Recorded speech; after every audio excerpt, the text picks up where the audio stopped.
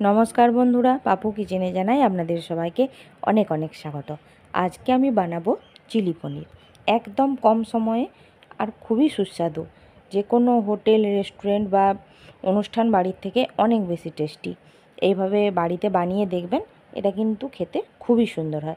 आपनि प्लेन रुटी, परोटा, नान, fried rice, tandoori रुटी जे कोनो किछुर साथेई एटा खेते पारेन। खेते किन्तु दुर्दान्त लागे बंधुरा।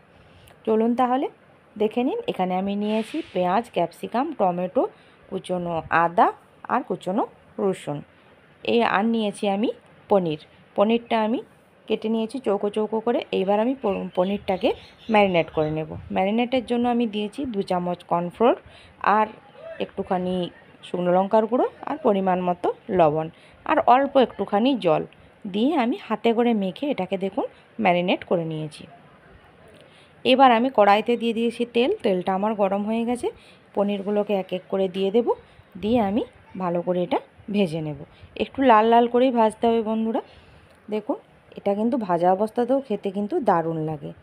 দেখুন লাল লাল করে ভাজা হয়ে গেছে। এবার আমি পনিরগুলো তুলে নেব। আরও যে কটা পনির রয়েছে সেই পনিরগুলোকেও আমি ভেজে প্রথমে তুলে নেব।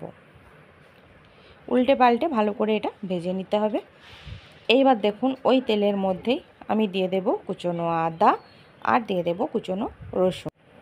কিছুক্ষণ নাড়াচাড়া করে নিয়ে এর মধ্যে ক্যাপসিকাম আর পেঁয়াজটাও আমি দিয়ে দেব। ক্যাপসিকাম পেঁয়াজ সব ডুমো ডুমো করে আমি কেটে নিয়েছি।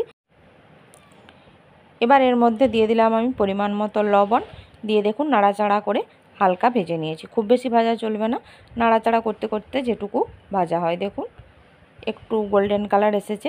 এইবার আমি এর মধ্যে দিয়ে দিলাম টমেটো আর দিয়ে দিলাম টমেটো সস আর চিলি সস আর দিয়ে দিলাম সয়া সস। দেওয়ার পর এটাকে ভালোভাবে আমি নাড়াচাড়া করে নেব। এইবার দেখুন আমি নিয়েছি এখানে 1 চামচ কর্নফ্লোর, একটুখানি জলের মধ্যে দিয়ে ভালো করে গুলে আমি এবার এটাও এর মধ্যে দিয়ে দিলাম। এবার নাড়াচাড়া করে আমি দিয়ে দেবো এর মধ্যে একটুখানি জল দিয়ে নাড়াচাড়া করে এবার আমি দেবো এর মধ্যে গোলমরিচের গুঁড়ো। এইবার গ্রেভিটা ফুটে উঠলে এর মধ্যে দিয়ে দিলাম পরিমাণ মতো লবণ, আপনাদের প্রয়োজন হলে লবণ দেবেন। এইবার দেখুন গ্রেভিটা ফুটে উঠেছে। আমি এবার এর মধ্যে ভেজে রাখা পনিরগুলো দিয়ে দিয়েছি। এবার দেখুন রান্নাটা আমার হয়ে এসেছে। আপনারা যেরকম গ্রেভি পছন্দ করবেন সেই পরিমাণে এটা শুকনো শুকনোও করতে পারেন, আবার গ্রেভিও রাখতে পারেন। এইবার আমি চিলি পনিরটা নামিয়ে নেব। আপনারা এটা যে কোনো দিন যে কোনো সময়ে এটা বানিয়ে নিতে পারেন। এটা খুবই কম সময়ের মধ্যে বানানো হয়ে যায় আর এর খেতে কিন্তু বন্ধুরা দারুণ সুন্দর। আপনারা একবার বাড়িতে এটা বানিয়ে খাবেন, আশা করছি আপনাদের এটা খুবই ভালো লাগবে। আমার এই চিলি পনিরের রেসিপিটি আপনাদের ভালো লেগে থাকলে আমার চ্যানেলটিকে লাইক দিয়ে ফলো করে আমার পাশে থাকবেন। আর যারা আমার চ্যানেলে নতুন বন্ধু এখনও আমার চ্যানেলটিকে সাবস্ক্রাইব করেননি তারা আমার চ্যানেলটিকে সাবস্ক্রাইব করে প্লিজ আমার পাশে থাকবেন।